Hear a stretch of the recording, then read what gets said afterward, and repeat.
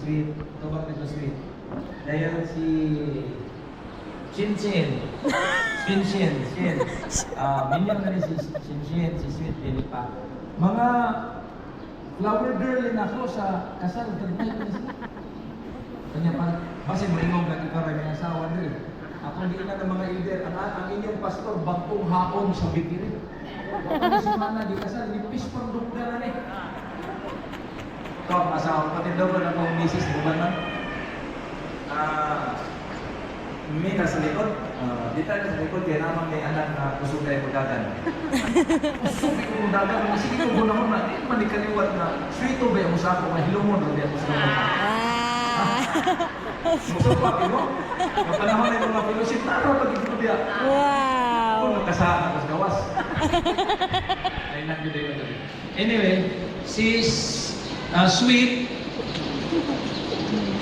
teacher ni siya, kabalo mo compose, maayo mo istorya, ang kanta perting bugnawa, buotan nga babae, pero dili pwede nga wala siya maasawa. Wa pa kaagi bisan usa ka boyfriend. Kunya bilang pastor, di ko kumusugot, ay 20 kapil naman ni siya.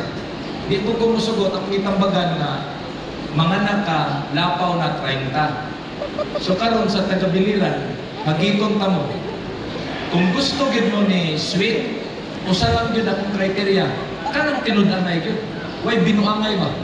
Kung interesado ang atong batanon, kanang interesado madili gyud binuang, kanang altars kami nyoon gud ang tulong, pero kinahanglan na mo'y trabaho. Kaya bisan ako mapastor, di ko musugot ana. Manguyab mo sa babae nga may trabaho, nya lalaki mo, kamoy padre di pamilya, panabaho mo. Kaya maura gyud na kriteria nga matinud-anon sa Ginoo. Pastilan, kumplito rikada ang giandam sa Ginoo ninyo. Si Sweet, di ba?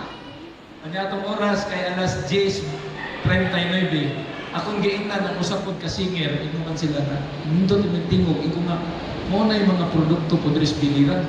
Akong tingog, pero pareha na sa unang panahon, sa amo pang pagkabatanon, amot na nung hawa ang among tingog. Si Brad Saldi, saksi anak. Brad Saldi, happy Sabat ya. Sa dili pa na tapuson eh, akong gisultian siya na ang ato na mensahe karon balik ka sa foundation. Kabalo mo sa ibote pasabot balik ka sa foundation. Gimingaw, daghan ang gimingaw sa atong mga kaigsuonan kadtong wali kani adto. Kadtong mga wali nga samtang maminaw tus pulong sa Ginoo mangurog ang atong mga unod. Kadtong mga wali nga atong gihuna-huna nga pag-uli nato pila na lang kadlaw basin mo balik ang Ginoo. Kadtong mga wali nga bisan init, bisan hantod pagsansit, lingkuran gyud nato diha sa simbahan. Gimingaw na mo atong mga wali. Ako nagdako ba ako ang mga wali. Panahon ni Pastor Culibra, panahon ni Pastor Albacete, mga ngilingid to nga mga wali sa unang panahon. Nangawagtang na to. Kaya usahay akong mabatian karon ng mga wali, in general ha, dihay usa ka bao mga kaigsoon, mga bao na mura naman tag maestra ani nga nag-illustrate sa unggoy.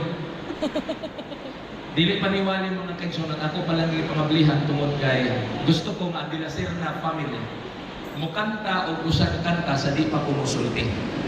O ang kanta na akong ipakanta nila, ang kanta na akong gi-request, ilang gikumpuso, kini nasa yung mga kanta na gi-revise, pero kasagaran sa ilang mga alawiton, ilang gihimo atubangan sa Ginoo. Karon nag-request ko, Brad Gigi, himuhi ko kanta sa kahimtang sa mga kaigsuonan karon. Kay kung naay matandog, di na ko mawali, humana na, closing song ta.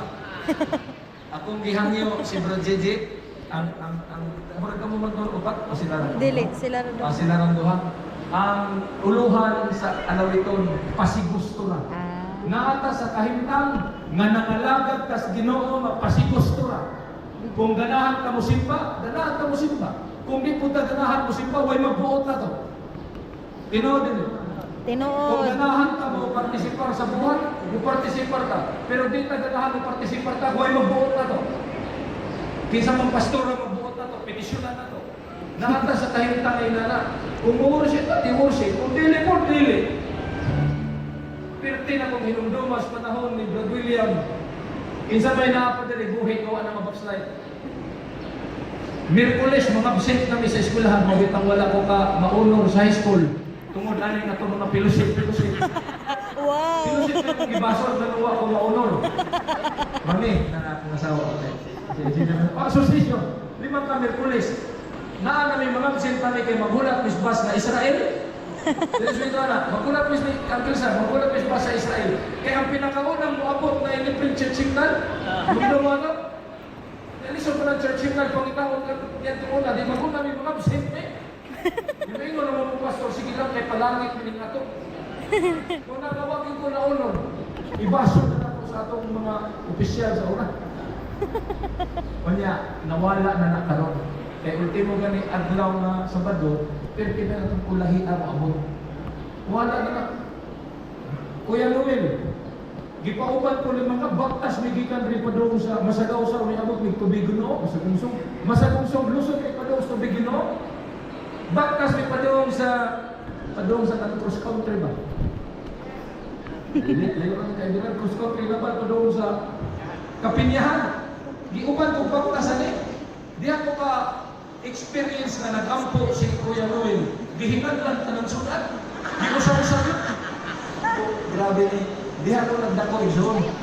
Taas-taas naman gani. Ato ng putlong karon. Ako ibalik sa Jerusalem.